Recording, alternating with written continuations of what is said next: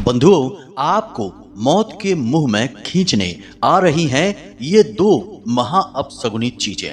जी हाँ बंधुओं, अगले 3 दिनों में आपको रहना होगा बेहद सावधान, क्योंकि आने वाले महा अनर्थ की आहट सुनाई दे रही है। अगर आज आपने इस कार्यक्रम को पूरा नहीं देखा तो आपके जीवन में जो महा अनिष्टकारी घटनाएं होंगी, जो अनहोनियां होंगी, उसकी कीमत न केवल आपको बल्कि आपके पूरे परिवार को ही चुकानी पड़ेगी। इसीलिए हमारा आपसे हाथ जोड़कर यह निवेदन है कि इस कार्यक्रम को अंत तक अवश्य देखना, वरना अब पछताए होत का जब चिड़िया चुग गई खेत, यही कहावत आपके ऊपर सिद्ध हो जाएगी।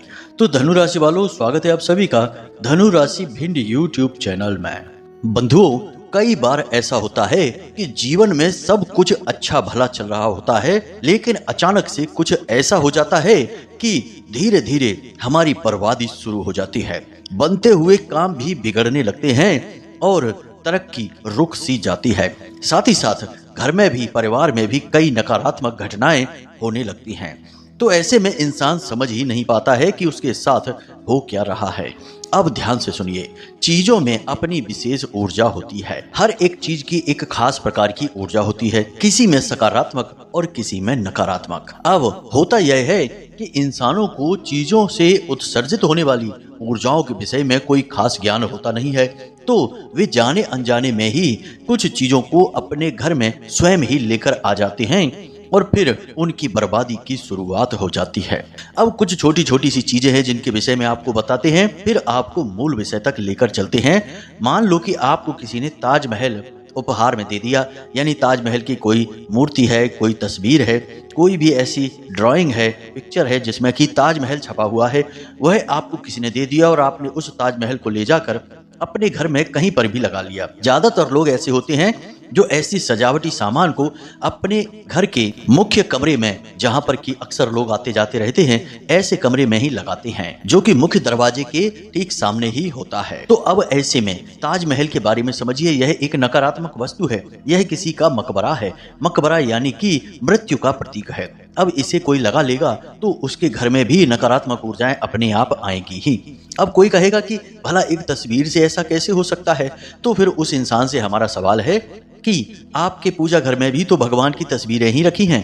आपको उन तस्वीरों को देखकर सुख मिलता है, शांति का एहसास होता है, क्योंकि उन तस्वीरों से सकारात्मक ऊर्जाएं निकल रही होती हैं। और जब नकारात्मक ऊर्जा वाली कोई तस्वीर आप लगा देंगे तो उसका ठीक उल्टा प्रभाव होगा, यानी आपका दिमाग काम करना बंद करने लगेगा। अब ऐसी ही बहुत सारी चीजें हम लोगों के घर में देखते हैं और हम जब उन्हें समझाते हैं तो लोग मान भी जाते हैं और उन चीजों को हटा भी देते हैं।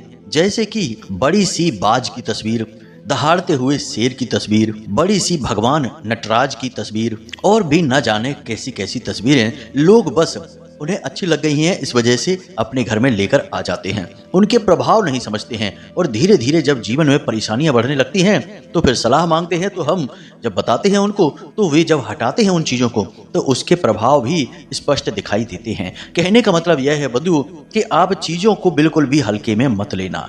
कुछ चीजें ऐसी होती हैं जो भयंकर विनाश भी ला सकती हैं। आज हम इन्हीं 2 चीजों के बारे में आपको बताने जा रहे हैं। आने वाले 3 से 5 दिनों में कुछ ऐसी परिस्थितियां आपके जीवन में बनेगी जब आपके जीवन में ये 2 चीजें आ जाएंगी और इनके आते ही आपके जीवन में विनाश लीलाएं शुरू हो जाएंगी। आपकी बदलती हुई ग्रहों की चाल, आपकी कुंडली और हमारी माता रानी के द्वारा दी गई अनुभूतियां ये बताती हैं कि आपके जीवन में अगले 3 से 5 दिनों में इन 2 चीजों का आगमन निश्चित तौर पर होगा ही, और इन चीजों को कोई जानबूझकर ही आपको देगा।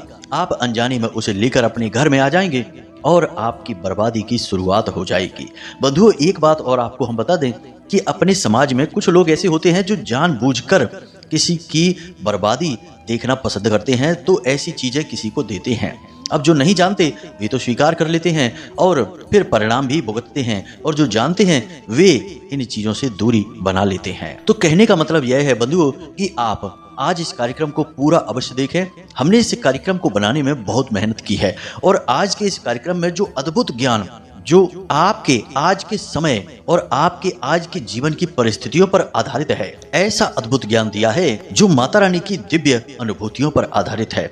तो आपको आज इस ज्ञान को अवश्य लेना ही होगा, वरना कब दिन से रात हो जाएगी, कब महाभयानक अनिष्टकारी घटनाओं की शुरुआत हो जाएगी, आपको पता भी नहीं चलेगा। आप तो बस उसे अपना दुर्भाग्य समझकर सहते रहेंगे। एक कहावत कही जाती है कि इलाज कराने से सावधानी लाख गुना बेहतर होती है। तो बाद में आप भी अपनी समस्याओं का उपचार ढूंढते फिरें, उससे बेहतर है कि पहले ही सावधानी बरतें और आने वाली मुसीबत से पहले ही बच जाएं, पीछा छुड़ा लें। उम्मीद है आप हमारी बातों को समझ चुके हैं। कार्यक्रम को अंत तक अवश्य देखेंगे। बंधुओं, हमारी मेहनत भी तभी सफल होगी जब आप कार्यक्रम से लाभ ले पाएंगे, वरना सब कुछ निरर्थक और बेकार चला जाएगा। तो चलिए बंधुओं, आज के इस विशेष कार्यक्रम को बिना समय गवाए शुरू करते हैं माता रानी का नाम लेते हुए। कमेंट बॉक्स में पूरे प्रेम और भाव से लिख डालिए, जय मां भद्रकाली कृपा करो। माता रानी निश्चित तौर पर आपके ऊपर कृपा करेंगी, हमें पूर्ण विश्वास है। साथ ही साथ बंधुओं, यदि आप इस चैनल कार्यक्रम पर पहली बार आए हैं तो आप इस चैनल को सब्सक्राइब अवश्य कर लेना।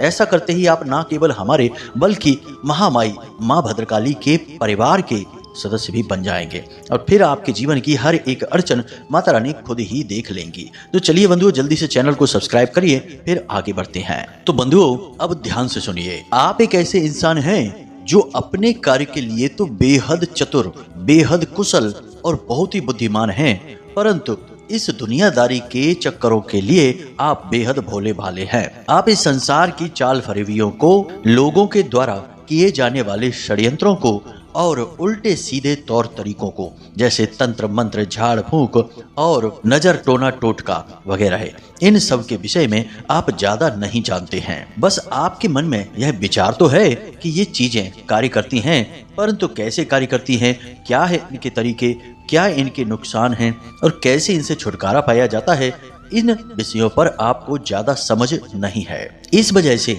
जब आपके जीवन में अचानक से कोई उतार चढ़ाव आता है, कोई परेशानी आ जाती है, तो आप यह सोचते हैं कि शायद यह आपका दुर्भाग्य है, आपकी किस्मत ने आपका साथ नहीं दिया, इस वजह से आपके जीवन में ऐसी घटना हो चुकी है।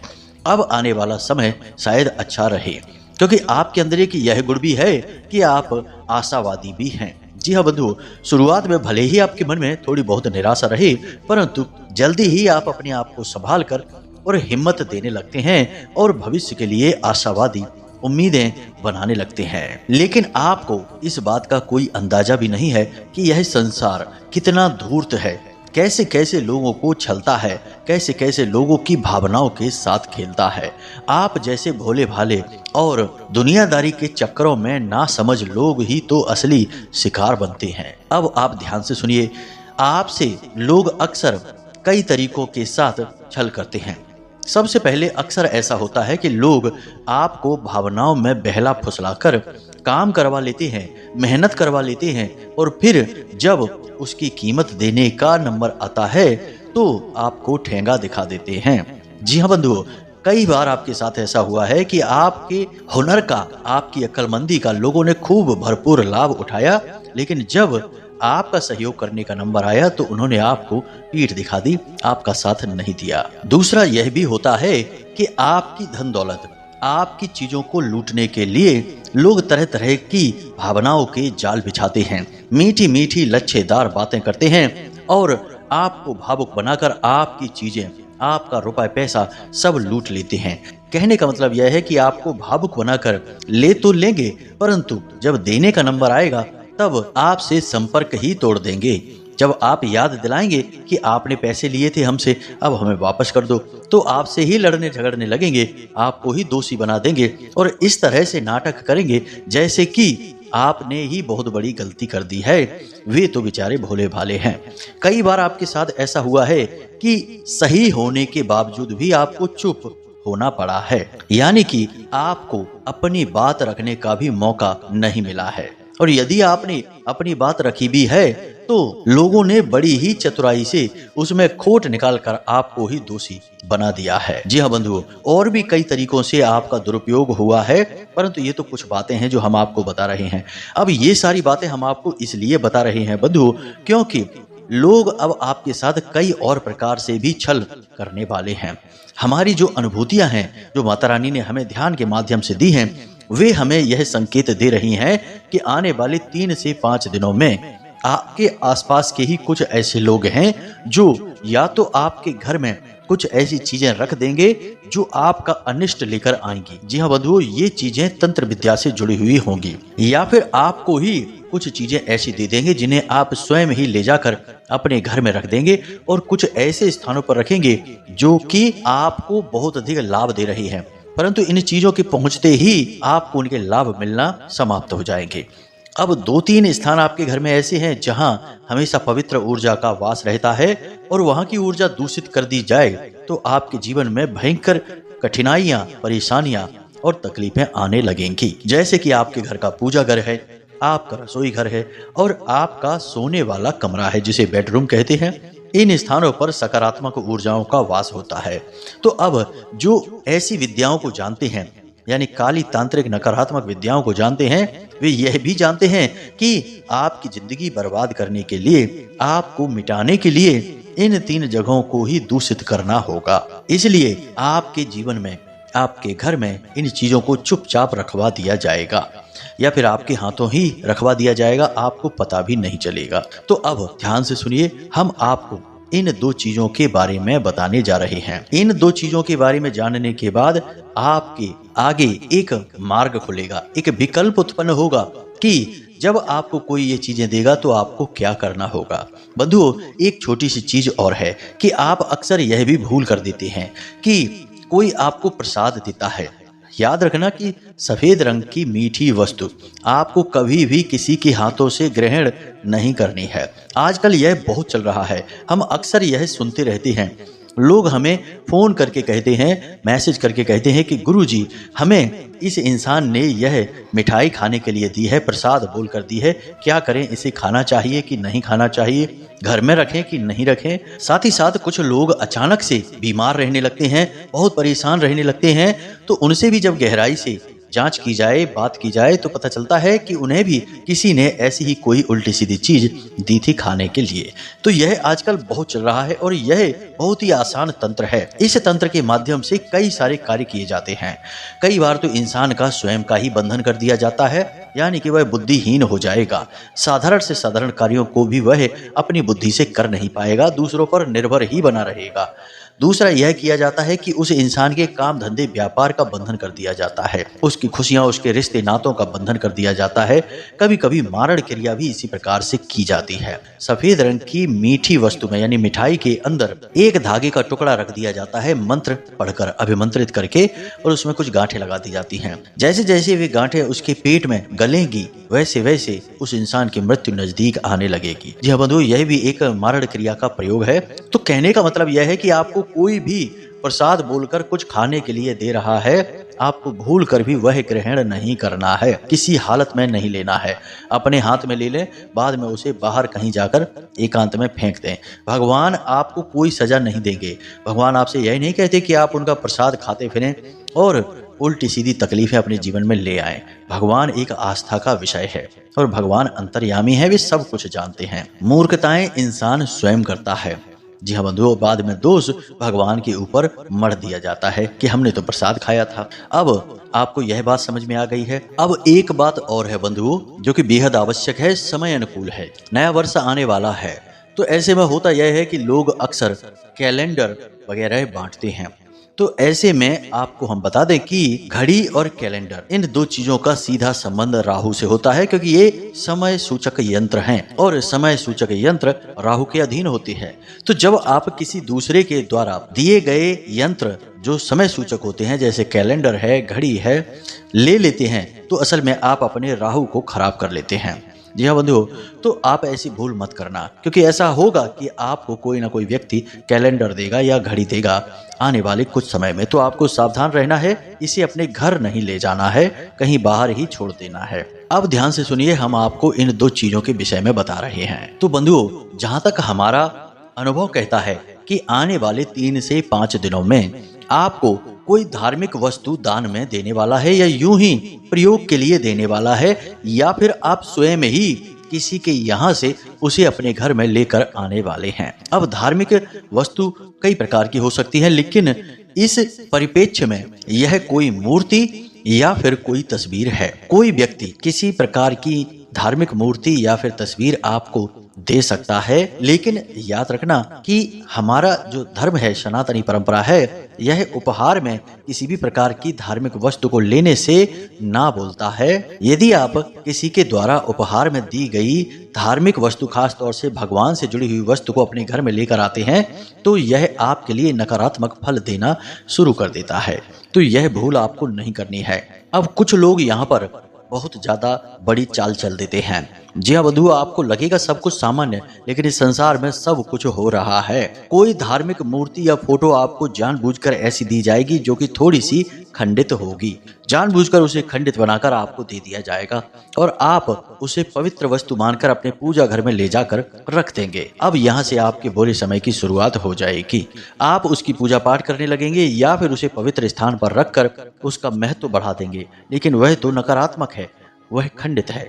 ऐसी वस्तु की पूजा पाठ तो दूर, उसके दर्शन करना भी अपशगुन माना जाता है।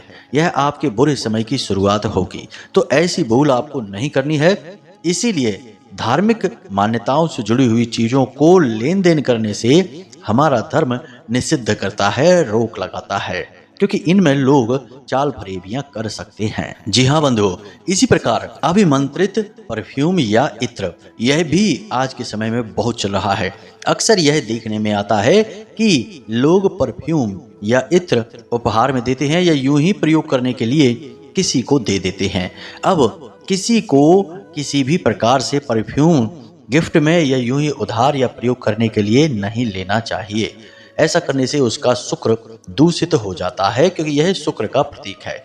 उस पर भी यदि वह अभिमंत्रित हुआ तो उसके विनाशकारी परिणाम हो जाते हैं। इसी के साथ साथ बंधुओं, कुछ और चीजें भी हैं जिन्हें आपको अगले 3 से 5 दिनों में भूल कर भी किसी से लेना नहीं है, या किसी और की प्रयोग की जाने वाली ये वस्तुएं अपने घर में लाकर नहीं रखनी है। जैसे कि कोई नुकीली वस्तु, जैसे कि किसी के द्वारा पहने जाने वाले वस्त्र या जूते चप्पल वगैरह।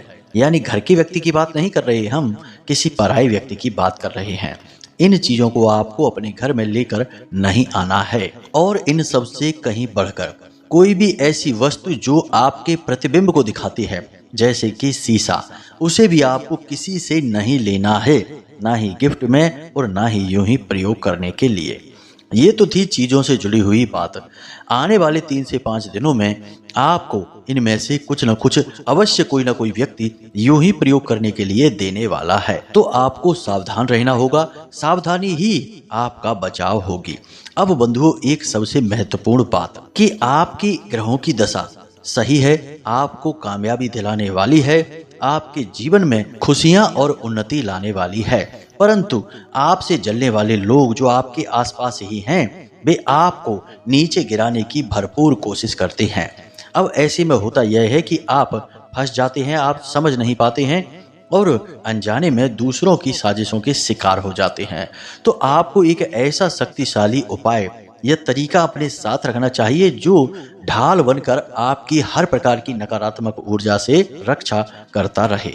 तो इसमें आपको 2 चीजों की आवश्यकता रहेगी। इन्हें आप ध्यान से समझ लेना, तो जिंदगी में कभी कोई भी नकारात्मक ऊर्जा आपका बाल भी बांका नहीं कर पाएगी। तो आपको इसके लिए 2 चीजों की आवश्यकता रहेगी। पहली चीज, हल्दी की माला। साथ ही साथ आपके घर में यानी पूजा घर में माता बगलामुखी की तस्वीर, कोई फोटो जिसकी आप लगातार पूजा करते हो, वह अवश्य होनी चाहिए। अब पूजा करने से और अनुष्ठान करने में अंतर है। आप कोई अनुष्ठान न करें, पूजा पाठ ही सामान्य करते हैं तो पर्याप्त है। तो माता बगलामुखी की तस्वीर होनी चाहिए। साथ ही साथ आपको बाजार से हल्दी की एक माला लेकर आनी है। हल्दी की माला आपको पूजा पाठ की दुकान पर आसानी से मिल जाएगी। तो आप उस माला को लेकर आएं और उसे आप शनिवार के दिन ही लेकर आएं, और लेकर आते ही आप उसे सरसों के तेल में डुबा कर रख दें। उसे 48 घंटों के लिए सरसों के तेल में डुबा कर रख दें। इससे यह माला शुद्ध हो जाएगी। किसी भी प्रकार की नकारात्मक ऊर्जा यदि होगी तो वह भी मिट जाएगी। अब आपको इस माला को सरसों के तेल में से निकालकर धोकर शुद्ध करके गंगा जल छिड़क कर सोमवार के दिन सुबह सुबह स्नान आदि करने के बाद पहनना है। लेकिन पहनने से पहले इसे आपको माता बगलामुखी के चरणों में अवश्य ही रख देना है। इस माला को आपको माता बगलामुखी का आशीर्वाद समझकर पहन लेना है। बस जब भी आप घर से बाहर निकलें तो इस माला को पहनकर निकलें। फिर जब आप घर में वापस आएं तो इस माला को माता रानी के चरणों में समर्पित कर दें। बस यही क्रिया आप करेंगे, कोई भी नकारात्मक ऊर्जा आपकी ओर आ ही नहीं पाएगी, क्योंकि माता रानी स्वयं स्तंभन की देवी हैं, ब्रह्मास्त्र विद्या हैं। यह तो एक क्रिया हुई। दूसरी क्रिया आपको और करनी है, वह क्रिया हनुमान जी से जुड़ी हुई है। अब याद रखना कि इसमें भेद नहीं है। माता रानी और हनुमान जी दोनों ही शिव तत्व का प्रतीक हैं, इसलिए इनमें भेद नहीं है। तो आप इसमें भ्रमित मत होना कि हमने तो माता के लिए बताया, अब हनुमान जी के लिए आपको बता रहे हैं। तो आपको प्रतिदिन हनुमान चालीसा का पाठ करके ही घर से बाहर निकलना है। कहने का मतलब यह है कि सुबह सुबह सोकर जागें, स्नान आदि करने के बाद अपने पूजा घर में जाएं और हनुमान चालीसा का पाठ करें। साथ ही साथ जो बंधन होता है, सिंदूर होता है, उसे हनुमान जी के बाएं पैर पर लगा दें। अब उसी बाएं पैर पर लगे हुए बंधन को आप अपने माथे पर टीके की तरह लगा लें। गोल टीका आपको लगाना है। अब इसी गोल टीका को लगाए हुए आपको अपने घर से बाहर अपने काम धंधे व्यापार पर जाना है। यह आपका सबसे बड़ा बंधन हो चुका है।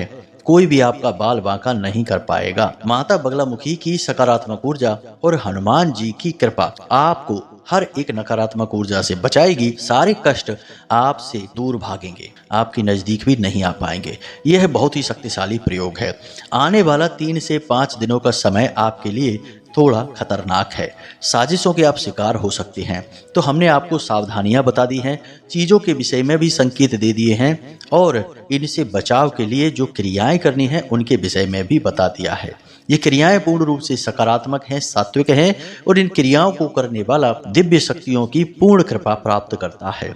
तो आप बेफिक्र होकर इनकी शरण में जाइए और सेवा करिए, भक्ति करिए और जीवन के आनंद को प्राप्त करिए। तो उम्मीद है बंधुओं की इस कार्यक्रम में जो बातें हमने आपको बताई हैं वे आपको अच्छी तरह से समझ में आ गई हैं।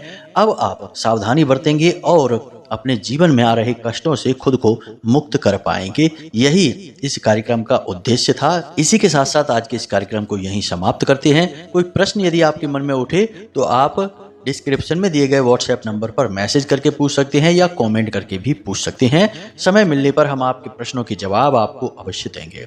इसी के साथ साथ आज के इस कार्यक्रम को यहीं समाप्त करते हैं। हमेशा हंसते रहिए, मुस्कुराते रहिए, सकारात्मक रहिए और दिन में एक बार मंदिर अवश्य हो आइए, क्योंकि आपका उद्धार तो वहीं से होना है। तो प्रेम से बोलिए जय माई की जय, माँ भद्रकाली। माता रानी आपका कल्याण करेंगी। धन्यवाद।